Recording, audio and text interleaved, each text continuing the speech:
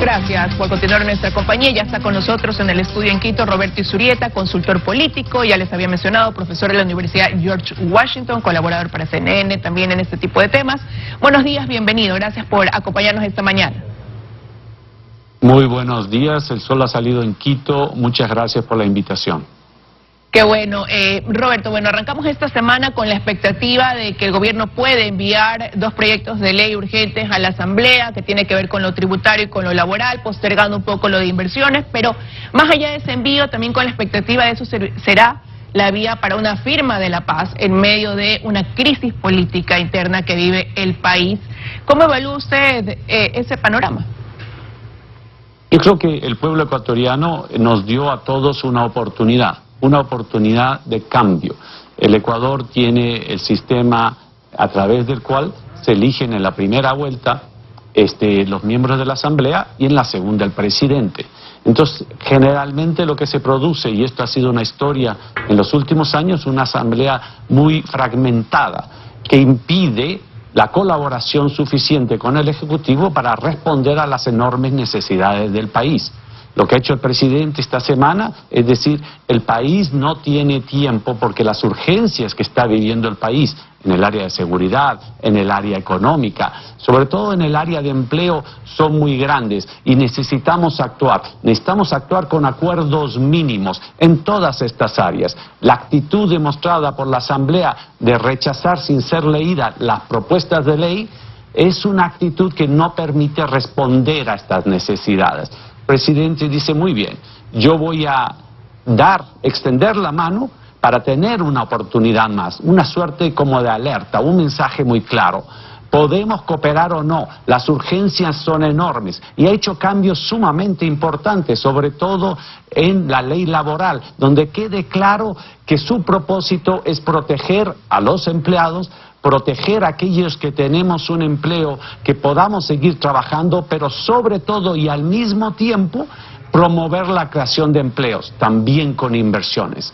Eso, y en materia de seguridad, para todo eso se necesita que cooperemos, que nos integremos. La cantidad de reformas en el orden legal y de procedimientos en todas estas áreas que se necesitan es muy grande. Necesitamos actuar con acuerdos mínimos por el bien del país de manera urgente. Pero ¿qué tan factible es llegar a esos acuerdos cuando, por un lado, el presidente modifica un proyecto de ley cediendo a lo que pedía la Asamblea? Pero por el otro lado, ya desde algunas bancadas dicen, nosotros no vamos a apoyar nada que tenga que ver con impuestos. Ya anticipan cuál pudiera ser el bloqueo en ese sentido frente a esos proyectos. Por el otro lado, desde el gobierno del presidente acusa de un triunvirato conspirador a líderes de bancadas que son mayoría en la Asamblea. Y mientras tanto en la Asamblea se abre una investigación a través de una comisión donde incluso han citado a la familia del mismo presidente a declarar, ¿no? Entonces, ¿hasta qué punto eso abre el espacio o lo cierra para lograr esa cooperación, esos acuerdos? Muchos países de América Latina y sin lugar a dudas los gobiernos parlamentarios europeos tienen el mecanismo de la disolución o de llamar de nuevo a las elecciones en sus distintas modalidades. Estábamos viendo, por ejemplo, el caso más común y conocido en el Ecuador, es el caso del Perú, que cuando no se da la noción de confianza durante segunda ocasión se puede disolver el Congreso. Esos mecanismos democráticos lo que ayudan es forzar ese acuerdo.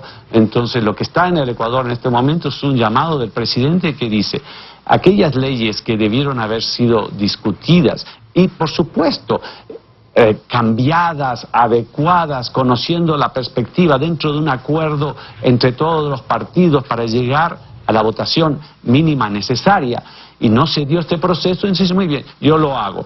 Pero si es que no demuestran que están listos para trabajar por el país en la solución de los problemas fundamentales que la ciudadanía está viviendo en el orden, sobre todo de la economía, de la salud pública, de la seguridad, de la inversión y sobre todo del empleo, entonces tendrá el país que acudir a mecanismos democráticos, porque más allá de tener el incentivo de responder a la gente con su trabajo, sino simplemente una constante obstrucción, entonces sin lugar a dudas el Ecuador iría a una muerte cruzada en estas condiciones. Pero llegar a esa muerte cruzada, ¿cómo nos ubica después de tomar una decisión como esa, interna y externamente, no?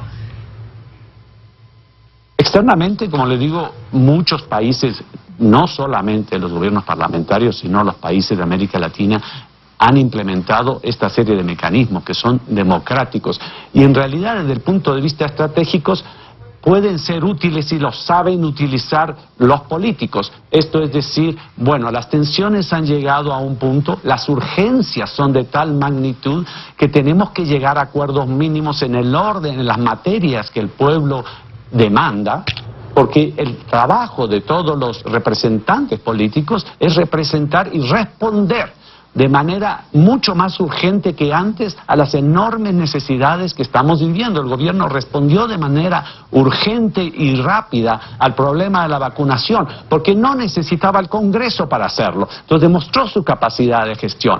Pero los otros retos que tiene de aquí en adelante sí requiere un mínimo de capacidad de trabajo y de cooperación, sobre todo de la Asamblea, para responder aún en la misma seguridad. Si no cambiamos una serie de procesos, estamos tratando de combatir al narcotráfico, que no tiene ningún límite ético, con instrumentos legales que tienen 20 y 40 años, que no permiten responder a una amenaza de esta naturaleza que se ha ido desarrollando en gran parte porque hemos sido impunes y hemos sido muy permisivos con el narcotráfico durante años. Entonces tenemos que actuar, se puede actuar, el país tiene la capacidad de actuar. Si trabajamos con una capacidad de cooperación mínima, podemos responder a estas amenazas. Ahora, eso también viéndolo desde el punto de vista de lo que debería hacer el legislativo, pero no es momento también, aunque apenas van 5 meses de gobierno, precisamente porque hay una mayoría de ecuatorianos que espera respuestas a ese voto de confianza, de también replantearse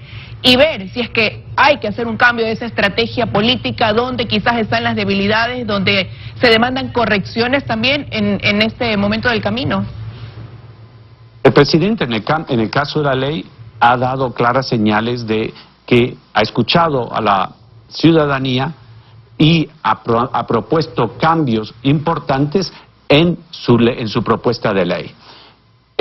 El Ejecutivo tiene una enorme responsabilidad, que es tratar de convocarlo. Lo está convocando, pero tiene que haber una respuesta del otro lado. Esto es, la urgencia efectivamente, como tú dices, es enorme. El Ejecutivo ha demostrado una enorme capacidad para responder a las amenazas. Pero cuando se requiere de la parte legislativa, tenemos algunos meses de donde no se ve sino una obstrucción. Esa obstrucción no puede continuar en situaciones de emergencia, tanto de seguridad como de empleo que está viviendo el Ecuador, sobre todo ahora que no sentimos y que estamos mucho más protegidos en términos de la salud pública. Las amenazas van de otro lado, pero para afrontar esas amenazas no podemos trabajar sin que la Asamblea demuestre al menos una capacidad mínima de acuerdo para resolver y proponer, más allá de la retórica política, más allá de la demagogia política, que es lo que nos ha llevado a esta situación política. El país quiere un cambio, el país votó por un cambio, el país tiene la oportunidad de cambiar. Es que se lo preguntaba también, Roberto, porque en medio de este escenario complejo políticamente, no hablando, hay movilizaciones de organizaciones sociales, tiene el gobierno otros frentes abiertos, maestros, agricultores, médicos, con otros sectores en compás de espera, porque ya se ha dado algún diálogo, pero precisamente a la espera de ver a qué acuerdo se llega. Entonces son otros puntos también que se abren al mismo tiempo y que está afrontando este gobierno. Sin lugar a dudas. El diálogo es bueno, pero no se puede entrar a un diálogo diciendo, este es mi pliego de peticiones. Antes de entrar a la reunión, por favor, firma ese pliego de peticiones y ahí yo entro a la reunión. Y si no, voy a la protesta. La protesta tiene que ser el último recurso para pedir lo que tienes que pedir. 1, 2, cuando tú entras a una mesa de negociaciones tienes que estar en la capacidad de ceder. Ambas partes tienen que ceder en función de ir avanzando. Y siguiente, el Ecuador ha vivido esta dinámica en el cual en la Asamblea no se coopera. Los políticos vienen y te dicen, muy bien, con una deuda externa de más del 10%, seguimos creciendo y después que paguen los nietos, los hijos, una deuda impagable. Lo que se está proponiendo es que el Ecuador sea un país serio, que podamos realmente tener cooperación internacional, créditos internacionales a tasas que puedan permitir la inversión y por lo tanto generar empleo. Lo que se está pidiendo son todas las reformas legales que se necesitan para afrontar el reto de las amenazas que estamos viviendo los ciudadanos en términos de seguridad. ¿Es eso posible? Claro que sí. El pueblo ecuatoriano ha votado con claridad por un cambio de la política, por un cambio de la actitud, de no seguir esta demagogia de que yo voy a resolver todo simplemente dejando el problema para los demás.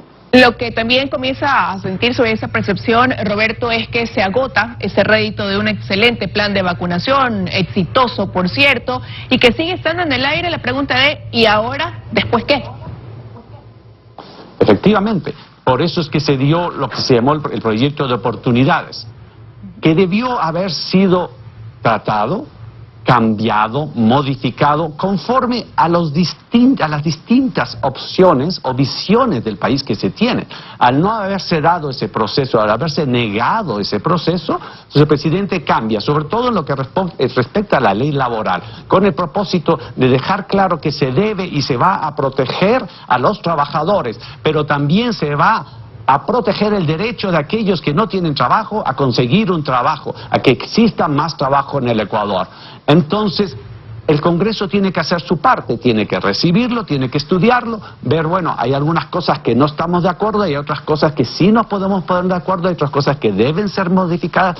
Ahí está la riqueza de la democracia, que solamente se ejercita cuando existe una disposición política mínimamente seria y de trabajo para buscar soluciones que no son absolutas en términos de una visión política, sino el encuentro entre distintas visiones que vamos a producir, pero tenemos que responder. El Ejecutivo va a responder, el Legislativo tiene una oportunidad para resolver y el país demanda que se resuelvan los problemas que nos surgen. El análisis de Roberto Izurieta, consultor político, esta mañana aquí con nosotros. Gracias por habernos acompañado. Que tenga un buen día. Gracias por la invitación.